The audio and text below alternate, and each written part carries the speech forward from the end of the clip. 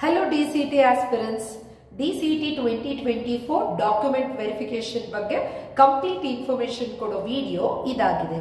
Document ವೆರಿಫಿಕೇಶನ್ಗೆ ಯಾವುದೆಲ್ಲ documents ಗಳಿರಬೇಕು, ಯಾವ dates ನಲ್ಲಿ ಡಾಕ್ಯುಮೆಂಟ್ ವೆರಿಫಿಕೇಶನ್ ನಡೀತದೆ, ಯಾವ ಪ್ಲೇಸ್ ನಲ್ಲಿ ನಡೀತದೆ, ಡಾಕ್ಯುಮೆಂಟ್ ವೆರಿಫಿಕೇಶನ್ ಡೇ ಯಾವುದೆಲ್ಲ ಪ್ರೊಸೀಜರ್ಸ್ ನ ಫಾಲೋ ಮಾಡಬೇಕು, ಇನ್ನು ಡಾಕ್ಯುಮೆಂಟ್ ಗಳಿಗೆ ಯಾವ್ದೆಲ್ಲ ಸಿಗ್ನೇಚರ್ಸ್ ಗಳಿರಬೇಕು, ಆಫ್ಟರ್ ದ ಡಾಕ್ಯುಮೆಂಟ್ ಯಾವುದೆಲ್ಲ ಪ್ರೊಸೀಜರ್ಸ್ ನ ಫಾಲೋ ಮಾಡಬೇಕು, ಈ ರೀತಿಯ ಕಂಪ್ಲೀಟ್ ಇನ್ಫಾರ್ಮೇಶನ್ ಕೊಡೋ ವಿಡಿಯೋ ಇದಾಗಿದೆ. This is Rupashree from Technogeeks Innovations TGI DCT coaching centre. ಈಗಾಗಲೇ ಕೆಇಯಲ್ಲಿ ಅನೌನ್ಸ್ಮೆಂಟ್ ಬಂದಿದೆ. 29th ಆಫ್ ಜೂನ್ ನಿಮ್ಗೆ DCT ರ್ಯಾಂಕಿಂಗ್ ಅನೌನ್ಸ್ಮೆಂಟ್ ಬಂದಿದೆ. ಯಾರಿಗೆಲ್ಲ DCT ರ್ಯಾಂಕಿಂಗ್ ಅನೌನ್ಸ್ಮೆಂಟ್ ಬಂದಿಲ್ಲ ಅವರು ಏನ್ ಮಾಡಬೇಕು ಅಂದ್ರೆ, ನೀವು PDF ಫಾರ್ಮ್ಯಾಟ್ ಇದೆ, ಆ ಫಾರ್ಮ್ಯಾಟ್ ಅಲ್ಲಿ ಸ್ಟೂಡೆಂಟ್ ಡೇಟಾನ ಫಿಲ್ ಮಾಡಿಬಿಟ್ಟು ನೀವು ಇಲ್ಲಿ ಮೆನ್ಷನ್ ಮಾಡಿರುವಂತ ಇಮೇಲ್ ಐಡಿಗೆ, ಓಕೆ, ಕೆಇಎ ಅವರ ಇಮೇಲ್ ಐಡಿಗೆ ನೀವು ನಿಮ್ಮ PDF ನ ಇಮೇಲ್ ಮಾಡಿದ್ರೆ ನಿಮ್ಗೆ ರ್ಯಾಂಕಿಂಗ್ ಗಳು ಅನೌನ್ಸ್ಮೆಂಟ್ ಬರ್ತದೆ ಸ್ಟೂಡೆಂಟ್. ಸೊ ಯಾವೆಲ್ಲ ಡೇಟಾನ ನೀವು ಫಿಲ್ ಮಾಡಬೇಕು ಅಂತ ಅಂದ್ರೆ, ಸೊ ಈ ಡಾಕ್ಯುಮೆಂಟ್ PDF ನ ನೀವು ಡೇಟಾ ಫಿಲ್ ಮಾಡಬೇಕಾಗತ್ತೆ. DCT ರಿಜಿಸ್ಟರ್ ನಂಬರ್ ನಿಮ್ಮ ಹಾಲ್ ಟಿಕೆಟ್ ಅಲ್ಲಿ ಇದು ಇರ್ತದೆ. ನಿಮ್ಮ ಡಿಪ್ಲೊಮಾ ರಿಜಿಸ್ಟರ್ ನಂಬರ್, ನಿಮ್ಮ complete name in capital letters, ನಿಮ್ಮ ಪ್ರಾಪರ್ ಆಗಿರುವಂತ ಮೊಬೈಲ್ ನಂಬರ್ಸ್, ಇನ್ನು ಜೊತೆಗೆ ನೀವು ಡಿಪ್ಲೊಮಾ ಯಾವ ಬೋರ್ಡ್ ಅಲ್ಲಿ ಕಂಪ್ಲೀಟ್ ಮಾಡಿದ್ದೀರಾ, ನಿಮ್ಗೆ ಆಕ್ಚುಲಿ ಫಸ್ಟ್ ಸೆಮ್ ಅಲ್ಲಿ ಮ್ಯಾಕ್ಸಿಮಮ್ ಮಾರ್ಕ್ಸ್ ಎಷ್ಟು ತಗೊಂಡಿದ್ದೀರಾ, ನೀವು ಎಷ್ಟು ಒಬ್ಟೈನ್ ಆಗಿದೆ ಅನ್ನೋಂಥದ್ದು, ಕಂಪ್ಲೀಟ್ 6 ಸೆಮಿಸ್ಟರ್ ನಿಮ್ಮ ರಿಸಲ್ಟ್ಸ್ ಗಳಿರ್ಬೋದು. So in terms of year ಅಲ್ಲಿ ಕೂಡ ಇದನ್ನ ರಿಸಲ್ಟ್ ಅನ್ನ ನೀವು ಬರೀಬೇಕಾಗ್ತದೆ. ಸೊ ನೆಕ್ಸ್ಟ್ CGP ಗೆ ಕನ್ವರ್ಟ್ ಆಗಿರುವಂತದ್ದು ಈ ಕಂಪ್ಲೀಟ್ ಡೇಟಾನ ನೀವು ಫಿಲ್ ಮಾಡಿ.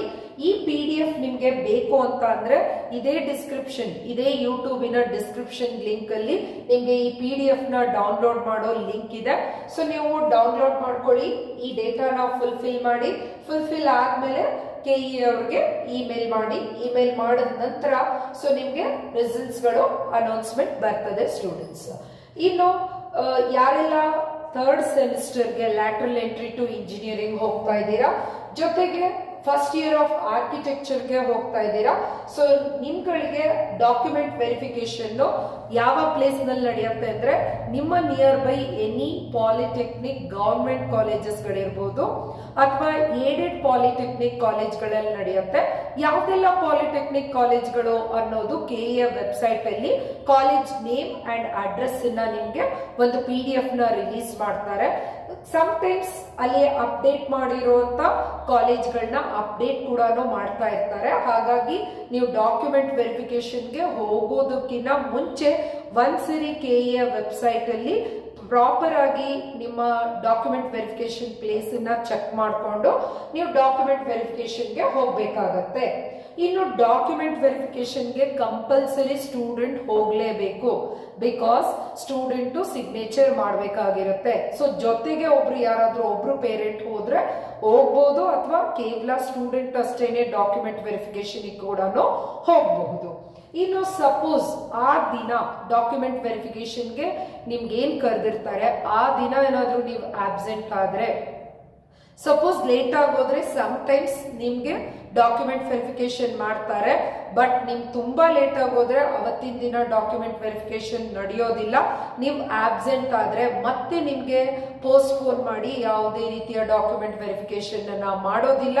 ಮತ್ತೆ ಬ್ಯಾಂಗ್ಳೂರ್ಗೆ ಹೋದ್ರೂ ಕೂಡ ಡಾಕ್ಯುಮೆಂಟ್ ವೆರಿಫಿಕೇಶನ್ ಅನ್ನ ಮಾಡೋದಿಲ್ಲ ಅಂತ ಹೇಳ್ಬಿಟ್ಟು ಕೆಇಎ ವೆಬ್ಸೈಟ್ ಅಲ್ಲಿ ನೋಟಿಫಿಕೇಶನ್ ಅಲ್ಲಿ ತಿಳಿಸಿದ್ದಾರೆ ಸ್ಟೂಡೆಂಟ್ಸ್. ಇನ್ನು ನೀವು ಆಬ್ಸೆಂಟ್ ಆಗಿ ಡಾಕ್ಯುಮೆಂಟ್ ವೆರಿಫಿಕೇಶನ್ ಆಗದೆ ಹೋಯ್ತು ಅಂದ್ರೆ ನೀವು ಆಪ್ಷನ್ ಎಂಟ್ರಿ ಮಾಡ್ಲಿಕ್ಕೆ ನಿಮ್ಗೆ ಆಪ್ಷನ್ ಇರೋದಿಲ್ಲ. ಹಾಗಾಗಿ ನೀವು ಈ ವರ್ಷದ ಕೆಇಎ DCT ಇಂದಾನೆ ಹೊರಗೆ ಉಳ್ಕೋಬೇಕಾಗತ್ತೆ. ಸೊ ನೀವು ಕರೆಕ್ಟ್ ಆಗಿರೋ ಟೈಮಿಗೆ ಡಾಕ್ಯುಮೆಂಟ್ ವೆರಿಫಿಕೇಶನ್ ಹೋಗಿ. ಯಾರೆಲ್ಲ ನಿಮ್ಗೆ ರಿಸರ್ವೇಶನ್ ಕೋಟಾಗಳಿದೆ ಅಂದ್ರೆ ಎಕ್ಸಾಂಪಲ್ NCC ಇರ್ಬೋದು, okay, example special reservation quotas like NCC, sports ಅಥವಾ ಎಕ್ಸ್ ಸರ್ವಿಸ್ ಮ್ಯಾನ್. ಸೊ ಈ ತರದ ಏನ್ ನಿಮ್ಗೆ ರಿಸರ್ವೇಶನ್ ಕೋಟಾಗಳಿದೆ, ಈ ರಿಸರ್ವೇಶನ್ ಕೋಟಾದವರು ನಿಮ್ಮ ರೆಸ್ಪೆಕ್ಟಿವ್ ಏನೋ ಸರ್ಟಿಫಿಕೇಟ್ಸ್ ನ ತಗೊಂಡು ನೀವು ಬ್ಯಾಂಗ್ಳೂರಲ್ಲೇನೆ ಹೋಗ್ಬೇಕಾಗತ್ತೆ. ಯಾರ್ದೆಲ್ಲ ಸ್ಪೆಷಲ್ ರಿಸರ್ವೇಶನ್ ಕೋಟಾ ಇದೆ, ಅವರು ಇಲ್ಲಿ ಹೇಳ್ತಾ ಇದ್ದಾರೆ. ಸೊ ಸ್ಪೆಷಲ್ ರಿಸರ್ವೇಶನ್ ಕ್ಲೈಮ್ ಮಾಡುವಂತ ಅಭ್ಯರ್ಥಿಗಳು ಮಾತ್ರ ವಿಶೇಷ ವರ್ಗದ ಪ್ರಮಾಣ ಪತ್ರಗಳು ಅಂದ್ರೆ ಇದಕ್ಕೆ ರಿಲೇಟೆಡ್ ಆಗಿರೋ ಡಾಕ್ಯುಮೆಂಟ್ಸ್ ಗಳನ್ನ ಶೈಕ್ಷಣಿಕ ಪ್ರಮಾಣ ಪತ್ರಗಳೊಂದಿಗೆ, ಶೈಕ್ಷಣಿಕ ಪ್ರಮಾಣ ಪತ್ರ ಅಂದ್ರೆ ನಿಮ್ಮ ಏನು ಡಿಪ್ಲೊಮಾ ಸರ್ಟಿಫಿಕೇಟ್ಸ್ ಗಳು, ಯಾವ್ದೆಲ್ಲ ಡಾಕ್ಯುಮೆಂಟ್ ವೆರಿಫಿಕೇಶನ್ ತಗೊಂಡೋಗ್ಬೇಕು ಅಂತಿದೆಲ್ಲ ಆ ಎಲ್ಲ ಡಾಕ್ಯುಮೆಂಟ್ಸ್ ಗಳ ಜೊತೆಗೆ ರ್ಯಾಂಕ್ ಪಟ್ಟಿಯ ಅನುಸಾರದ ಪ್ರಕಾರ ಅಂದ್ರೆ ಯಾವ ಡೇಟ್ ಅಲ್ಲಿ ಯಾವ ಡೇಟ್ ಅವರು ಟೈಮ್ ಅಲ್ಲಿ ಹೋಗ್ಬೇಕು ಅನ್ನೋದನ್ನ ನಾನು ಈಗ ತಿಳಿಸ್ತೀನಿ. ಅವರು ಬ್ಯಾಂಗ್ಳೂರ್ಗೆ ಹೋಗ್ಬೇಕಾಗತ್ತೆ.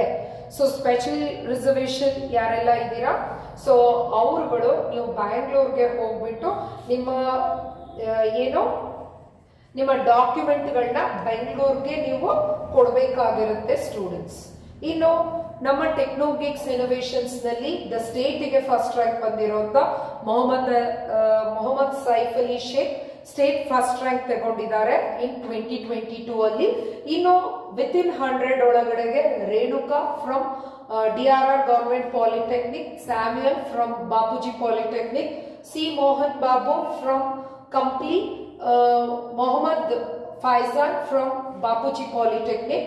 ಇವರು ವಿತಿನ್ 100 ಒಳಗಡೆ ರ್ಯಾಂಕಿಂಗ್ ನ ತಗೊಂಡಿರುವಂತ ಸ್ಟೂಡೆಂಟ್ಸ್. ಈಗ ನಮ್ಮ ಟೆಕ್ನೋಗಿಕ್ಸ್ ಇನೋವೇಷನ್ಸ್ ನಲ್ಲಿ ವಿತಿನ್ 100 ಒಳಗೆ ಟೋಟಲಿ 4 ಸ್ಟೂಡೆಂಟ್ಸ್ ಇದ್ದಾರೆ.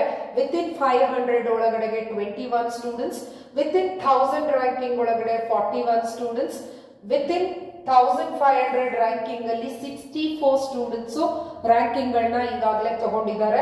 ಬಿಲೋ 2000 ರ್ಯಾಂಕಿಂಗ್ ಒಳಗಡೆ 88 ಸ್ಟೂಡೆಂಟ್ಸ್, ಬಿಲೋ 2500 ಒಳಗೆ 112 ಸ್ಟೂಡೆಂಟ್ಸ್, ಬಿಲೋ 3000 ರ್ಯಾಂಕಿಂಗ್ ಒಳಗೆ 139 ಸ್ಟೂಡೆಂಟ್ಸ್ ಈಗಾಗಲೇ DCET 2023 ಒಳಗೆ ರ್ಯಾಂಕಿಂಗ್ ತಗೊಂಡಿರುವಂತ ಸ್ಟ್ಯಾಟಿಸ್ಟಿಕ್ಸ್ ಇದಾಗಿದೆ ಸ್ಟೂಡೆಂಟ್ಸ್. ಈಗ ಇನ್ನ ನಮ್ಮ ಟೆಕ್ನೋಗಿಕ್ಸ್ ಇನೋವೇಷನ್ಸ್ ನಲ್ಲಿ ಅಡ್ಮಿಷನ್ಸ್ ಗಳು ಓಪನ್ ಇದೆ. ಇಂಟ್ರೆಸ್ಟೆಡ್ ಸ್ಟೂಡೆಂಟ್ಸ್ ಇಲ್ಲಿ ಮೆನ್ಷನ್ ಮಾಡಿರುವಂತ ನಂಬರ್ಸ್ ಗಳಿಗೆ ಕಾಲ್ ಮಾಡಿ ನೀವು ಅಡ್ಮಿಷನ್ ಮಾಡ್ಕೋಬಹುದು. So TGI is providing the best DCET coaching classes with the quality classes ನ ಪ್ರೊವೈಡ್ ಮಾಡ್ತಾ ಇದೀವಿ. ಹಾರ್ಡ್ ಕಾಪಿ ಆಫ್ ಮಟೀರಿಯಲ್ ಗಳು ಅವೈಲೇಬಲ್ ಇರ್ತದೆ. ಕ್ಲಾಸಸ್ ಏನಾದ್ರು ಆಬ್ಸೆಂಟ್ ಆದ್ರೆ ರೆಕಾರ್ಡಿಂಗ್ಸ್ ಗಳು ಕೂಡ ಅವೈಲೇಬಲ್ ಇರ್ತದೆ. ಎವ್ರಿ ವೀಕೆಂಡ್ ನಿಮ್ಗೆ ಚಾಪ್ಟರ್ ವೈಸ್ ಟೆಸ್ಟ್ ಗಳನ್ನ ಕಂಡಕ್ಟ್ ಮಾಡ್ತಾ ಇದ್ದಾರೆ ಸ್ಟೂಡೆಂಟ್ಸ್. ಇನ್ನು DCET ಏನ್ ನೀವು ಡಾಕ್ಯುಮೆಂಟ್ ವೆರಿಫಿಕೇಶನ್ ಗೆ ಹೋಗೋರು, ಸೊ 2nd ಜುಲೈ ಏನಿದೆ, ಈ 2nd ಜುಲೈ ಯಾರೆಲ್ಲ ಫಸ್ಟ್ ರ್ಯಾಂಕ್ ಇಂದ 1200 ರ್ಯಾಂಕಿಂಗ್ ಒಳಗೆ ತೆಗ್ದಿದ್ದೀರಾ ಅವರು 9:45 AM to 11:30 ಒಳಗಡೆನೆ ನೀವು ನಿಮ್ಮ nearby any polytechnic colleges KEA website ಅಲ್ಲಿ ಮೆನ್ಷನ್ ಮಾಡಿರುವಂತ ಪಾಲಿಟೆಕ್ನಿಕ್ ಕಾಲೇಜಸ್ ಗಳಿಗೆ ಸೊ ನೀವು ಹೋಗ್ಬೇಕಾಗತ್ತೆ. 1201 ರ್ಯಾಂಕಿಂಗ್ ಇಂದ 2400 ರ್ಯಾಂಕಿಂಗ್ ಅವರು 11:30 to 1:15 ವರೆಗೂ ಹೋಗ್ಬೇಕು. 2401 ರ್ಯಾಂಕ್ ಇಂದ 3200 ರ್ಯಾಂಕ್ ತಗೊಂಡಿರೋ ಸ್ಟೂಡೆಂಟ್ಸ್ 2 PM to 4 PM ಒಳಗಡೆ ಹೋಗ್ಬೇಕಾಗತ್ತೆ. 3200 ರ್ಯಾಂಕಿಂಗ್ ಇಂದ 4000 ರ್ಯಾಂಕಿಂಗ್ ತಗೊಂಡಿರುವಂತ ಸ್ಟೂಡೆಂಟ್ಸ್ 2 to 4:15 ಒಳಗಡೆ ಹೋಗ್ಬೇಕಾಗತ್ತೆ. ನಿಮ್ಗೆ ಏನ್ ಟೈಮಿಂಗ್ ಕೊಟ್ಟಿದ್ದಾರೆ ಆ ಟೈಮಿಂಗಿಗಿನ 10-15 ಮಿನಿಟ್ಸ್ ಅರ್ಲಿನೇ ಇರ್ರಿ. ಇದೇ ರೀತಿ 3rd of July 4th of July ನಿಮ್ಗೆ ನಿಮ್ಮ ರ್ಯಾಂಕಿಂಗಿಗೆ ಅನುಗುಣವಾಗಿ ಟೈಮಿಂಗ್ ಏನಿದೆ ಆ ಟೈಮಿಂಗಿಗೆ ನಿಮ್ಮ ಎಲ್ಲಾ ಡಾಕ್ಯುಮೆಂಟ್ಸ್ ಗಳನ್ನ ತಗೊಂಡು ಆಲ್ ಡಾಕ್ಯುಮೆಂಟ್ಸ್ ಒರಿಜಿನಲ್ ಡಾಕ್ಯುಮೆಂಟ್ಸ್ ನೇ ತಗೊಂಡು ಹೋಗ್ಬೇಕು. ಜೊತೆಗೆ ಒಂದು ಅಟೆಸ್ಟೆಡ್ ಮಾಡಿರುವಂತ ಸೆಟ್ ಅನ್ನ ನೀವು ಡಾಕ್ಯುಮೆಂಟ್ ವೆರಿಫಿಕೇಶನ್ಗೆ ಹೋದಾಗ ಅಲ್ಲಿ ಸಬ್ಮಿಟ್ ಮಾಡಿ ಬರಬೇಕಾಗತ್ತೆ. ಅಟೆಸ್ಟೇಷನ್ ಅಂದ್ರೆ ಏನು ಅಂದ್ರೆ ಯಾವುದೇ ಗವರ್ಮೆಂಟ್ ಸೆಕ್ಟರ್ ಅಲ್ಲಿ ಅಂದ್ರೆ ನಿಮ್ಗೆ ಗವರ್ಮೆಂಟ್ ಪಾಲಿಟೆಕ್ನಿಕ್ ಗಳಿರ್ಬೋದು, ಗವರ್ಮೆಂಟ್ ಇಂಜಿನಿಯರಿಂಗ್ ಕಾಲೇಜಸ್ ಇರ್ಬೋದು ಅಥವಾ ಗವರ್ಮೆಂಟ್ ಡಾಕ್ಟರ್ಸ್ ಗಳಿರ್ಬೋದು, ಯಾವುದೇ ರೀತಿಯ ಗವರ್ಮೆಂಟ್ ಅಲ್ಲಿ ವರ್ಕ್ ಮಾಡುವಂತ ಗೆಜೆಟೆಡ್ ಆಫೀಸರ್ಸ್ ಅಂದ್ರೆ ನಿಮಗೆ ಅರ್ಥ ಆಗೋ ಲೆವೆಲ್ ಅಲ್ಲಿ ಹೇಳೋದಾದ್ರೆ ಗ್ರೀನ್ ಇಂಕ್ ಅನ್ನ ಅಫಿಷಿಯಲಿ ಯೂಸ್ ಮಾಡ್ತಾ ಇರ್ತಾರೆ, ಅವ್ರ ಹತ್ರ ಸೀಲ್ ಮಾಡುವಂತ ಆಪ್ಷನ್ ಇರುತ್ತೆ. ಸೊ ನೀವು ಅಲ್ಲಿ ಹೋಗ್ಬಿಟ್ಟು ನಿಮ್ ಎಲ್ಲಾ ಡಾಕ್ಯುಮೆಂಟ್, ಯಾವ್ದೆಲ್ಲ ಡಾಕ್ಯುಮೆಂಟ್ ತಗೊಂಡು ಹೋಗ್ತಿದ್ದೀರಾ ಆ ಎಲ್ಲಾ ಡಾಕ್ಯುಮೆಂಟ್ ನ ಒಂದ್ ಸೆಟ್ ಜೆರಾಕ್ಸಿಗೆ ಸೀಲ್ ಅಂಡ್ ಸಿಗ್ನೇಚರ್ ನ ಮಾಡಿರೋಂಥದನ್ನ ತಗೊಂಡ್ಬಿಟ್ಟು ನೀವು ಡಾಕ್ಯುಮೆಂಟ್ ವೆರಿಫಿಕೇಶನ್ ಡೇ ಹೋಗ್ಬೇಕಾಗತ್ತೆ ಸ್ಟೂಡೆಂಟ್ಸ್. ಇನ್ನು ಸಪೋಸ್ ನೀವೇನಾದ್ರೂ ಡಾಕ್ಯುಮೆಂಟ್ ವೆರಿಫಿಕೇಶನ್ಗೆ ಅವತ್ತು ಆಬ್ಸೆಂಟ್ ಏನಾದ್ರೂ ಆದ್ರೆ ನೆಕ್ಸ್ಟ್ ನಿಮ್ಗೆ ಆಪ್ಷನ್ ಎಂಟ್ರಿ ಮಾಡ್ಲಿಕ್ಕೆ ಅವಕಾಶ ಇರೋದಿಲ್ಲ. ಇನ್ನು ದಾಖಲೆ ಪರಿಶೀಲನೆಯ ನಂತರ ಅರ್ಹರಾಗುವ ವಿದ್ಯಾರ್ಥಿಗಳು ಮಾತ್ರ, ಅಂದ್ರೆ ನಿಮ್ಗೆ ಡಾಕ್ಯುಮೆಂಟ್ ವೆರಿಫಿಕೇಶನ್ ಆಗ್ಬೇಕಾದ್ರೆ ಫಾರ್ ಎಕ್ಸಾಂಪಲ್ ನಿಮ್ಮ ಹತ್ರ SC/ST ರಿಸರ್ವೇಶನ್ ಇದೆ ಅಂತ ನೀವ್ ಹೇಳ್ತೀರಾ, ನಿಮ್ಮ ಡಾಕ್ಯುಮೆಂಟ್ ವೆರಿಫಿಕೇಶನ್ ಅಲ್ಲಿ ಸಪೋಸ್ ಅದೇನಾದ್ರೂ ಡೇಟ್ ಎಕ್ಸ್ಪೈರ್ ಆಗಿದ್ರೆ ಅಥವಾ ನಿಮ್ ಆದಾಯ ಕ್ರಾಸ್ ಆಗಿದ್ರೆ ಅವಾಗ ನಿಮ್ಗೆ ಡಾಕ್ಯುಮೆಂಟ್ ವೆರಿಫಿಕೇಶನ್ ಟೈಮ್ ಅಲ್ಲಿ ನಿಮ್ಗೆ SC/ST ರಿಸರ್ವೇಶನ್ ಅನ್ನ ಅವರು ಎನೇಬಲಿಂಗ್ ಅಂದ್ರೆ ಟಿಕ್ ಮಾಡಿರೋದಿಲ್ಲ. ಅಂದ್ರೆ ಅವ್ರ ಡಾಕ್ಯುಮೆಂಟ್ ವೆರಿಫಿಕೇಶನ್ ಆದ ನಂತರ ನಿಮ್ಗೆ ಯಾವ್ದೆಲ್ಲ ರಿಸರ್ವೇಶನ್ಸ್ ಗಳು ಅರ್ಹರಿರ್ತೀರಾ ಅಂತ ಹೇಳ್ಬಿಟ್ಟು ನಿಮ್ಗೆ ಅಲ್ಲಿ ಟಿಕ್ ಮಾಡ್ಬಿಟ್ಟು ಕಳಿಸ್ತಾರೆ. ಆ ರಿಸರ್ವೇಶನ್ಸ್ ಗಳಿಗೆ ಮಾತ್ರ ನೀವು ಅಪ್ಲಿಕಬಲ್ ಆಗ್ತೀರಾ. ಸೊ ಹಾಗಾಗಿ ಡಾಕ್ಯುಮೆಂಟ್ ವೆರಿಫಿಕೇಶನ್ ಆದ ನಂತರ ಫಾರ್ ಎಕ್ಸಾಂಪಲ್ ನಿಮ್ಗೆ ಕನ್ನಡ ಮೀಡಿಯಂ ರಿಸರ್ವೇಶನ್ ಇರ್ಬೋದು, ರೂರಲ್ ರಿಸರ್ವೇಶನ್ ಇರ್ಬೋದು, ಹೈದರಾಬಾದ್ ಕರ್ನಾಟಕ ರಿಸರ್ವೇಶನ್ಸ್ ಗಳಿರ್ಬೋದು. ಸೊ ನಿಮ್ಗೆ ಯಾವ್ದೆಲ್ಲ ರಿಸರ್ವೇಶನ್ ಇದೆ ಆ ರಿಸರ್ವೇಶನ್ಸ್ ಗಳು ಟಿಕ್ ಮಾಡಿದಾರ ಅಂತ ಕನ್ಫರ್ಮೇಶನ್ ನೋಡ್ಕೋಬೇಕು. ಆ ಕನ್ಫರ್ಮೇಶನ್ ಬೇಸ್ ಮೇಲೆನೆ ನೀವು ಆಪ್ಷನ್ ಎಂಟ್ರಿ ಮಾಡುವಾಗ ನಿಮ್ಗೆ ಆ ರಿಸರ್ವೇಶನ್ಸ್ ಗಳು ಎನೇಬಲ್ ಆಗ್ತದೆ ಸ್ಟೂಡೆಂಟ್ಸ್. ಇನ್ನು ಯಾರೆಲ್ಲ ಸ್ಪೆಷಲ್ ಕೋಟಾ ರಿಸರ್ವೇಶನ್ ಅಲ್ಲಿ ನೀವು ಅಪ್ಲೈ ಮಾಡ್ತಾ ಇದ್ದೀರಾ ಅವರು ನಿಮ್ಮ ಪ್ರಮಾಣ ಪತ್ರಗಳು ಮತ್ತು ಇತರ ಮೂಲ ದಾಖಲಾತಿಗಳೊಂದಿಗೆ ಸೊ ನೀವು KEA ಬ್ಯಾಂಗ್ಳೂರ್ಗೆನೆ ಹೋಗಿ, KEA ಮಲ್ಲೇಶ್ವರಂ ಬ್ಯಾಂಗ್ಳೂರ್ಗೆ ಹೋಗ್ಬಿಟ್ಟು ನಿಮ್ಮ ಡಾಕ್ಯುಮೆಂಟ್ಸ್ ಗಳನ್ನ ಅಲ್ಲಿ ಸಬ್ಮಿಟ್ ಮಾಡ್ಬೇಕಾಗತ್ತೆ. ಯಾರೆಲ್ಲ ಸ್ಪೆಷಲ್ ರಿಸರ್ವೇಶನ್ ಕ್ಯಾಟಗರಿ ಅವ್ರು ಇದ್ದೀರಾ ನಿಮ್ಮ ಡಾಕ್ಯುಮೆಂಟ್ ಗಳನ್ನ ನೀವು ಬ್ಯಾಂಗ್ಳೂರಲ್ಲೇನೆ ಸಬ್ಮಿಟ್ ಮಾಡಬೇಕು.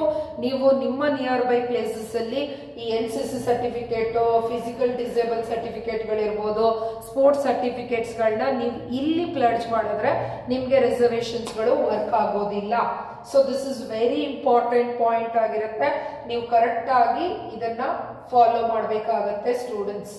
ಇನ್ನು ಯಾವ್ದೆಲ್ಲ ಡಾಕ್ಯುಮೆಂಟ್ಸ್ ನ ತಗೊಂಡೋಗ್ಬೇಕು ಅನ್ನೋದು, ಸೊ ನಾವು KEA ಡಾಕ್ಯುಮೆಂಟ್ ನ ರೆಫರ್ ಮಾಡಿ ವಿಡಿಯೋ ಮಾಡಿರೋದು, ಹಾಗಾಗಿ ಇಲ್ಲಿರುವಂತ ಪ್ರತಿ ಇನ್ಫಾರ್ಮೇಶನ್ 100% ವ್ಯಾಲಿಡ್ ಇನ್ಫಾರ್ಮೇಶನ್ ಆಗಿರ್ತದೆ.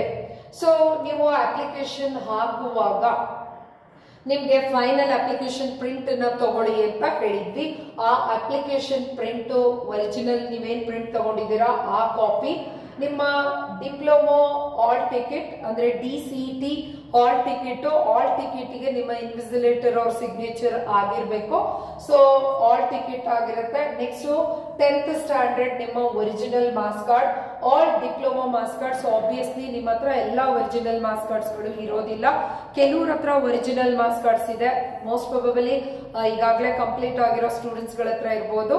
6M ಈಗ ಜಸ್ಟ್ ರಿಸಲ್ಟ್ಸ್ ಬಂದಿದೆ.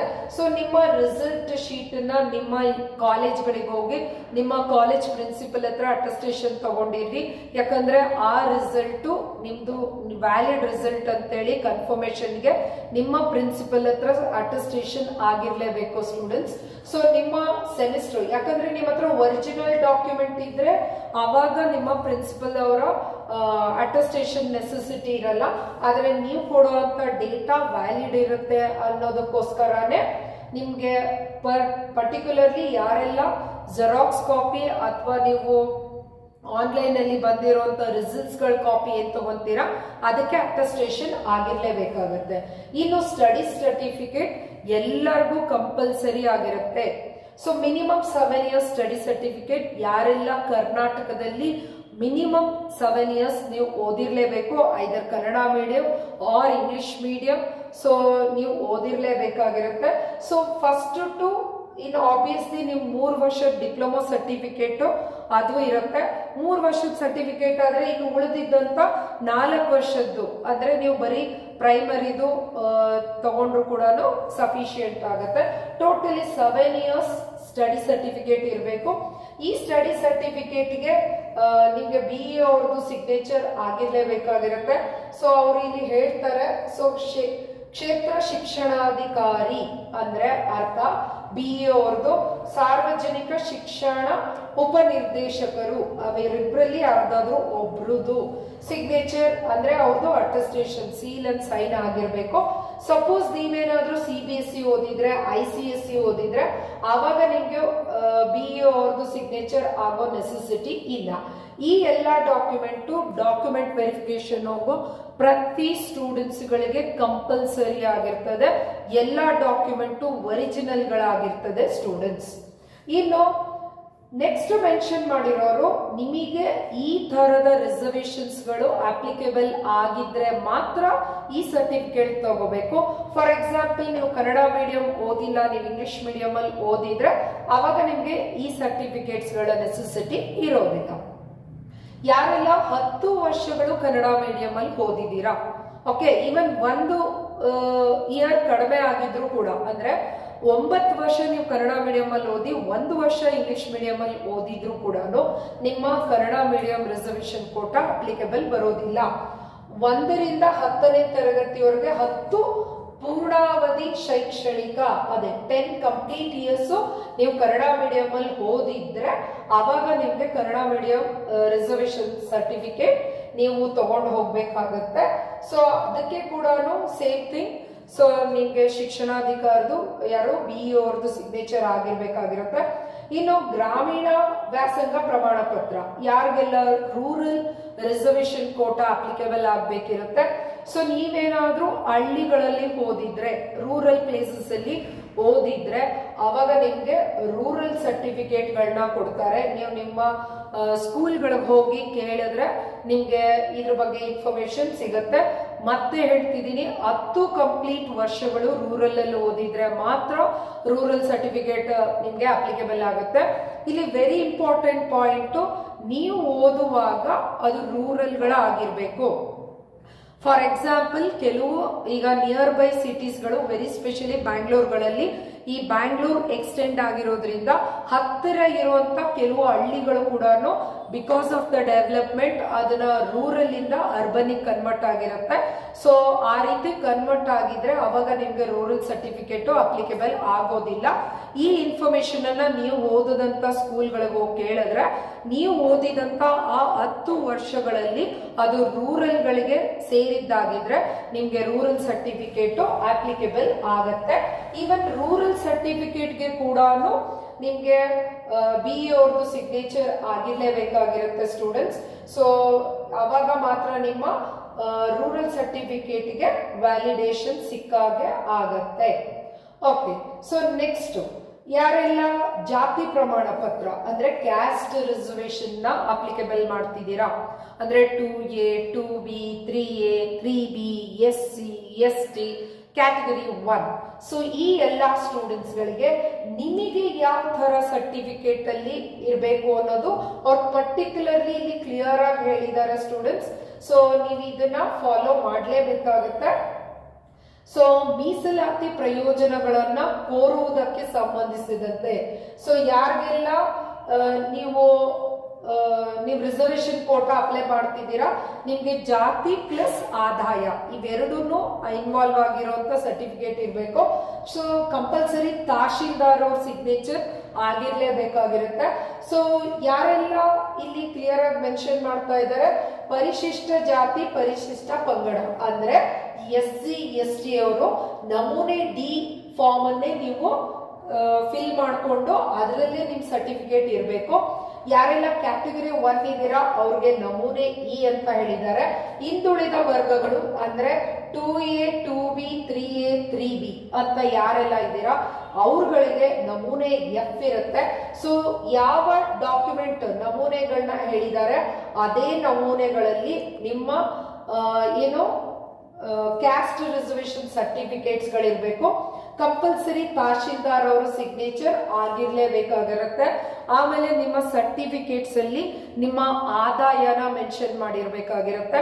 ಆ ಆದಾಯ ಕ್ರಾಸ್ ಆದ್ರೆ ನಿಮ್ಗೆ ಈ ರಿಸರ್ವೇಶನ್ಸ್ ಗಳು ಅಪ್ಲಿಕೇಬಲ್ ಆಗೋದಿಲ್ಲ.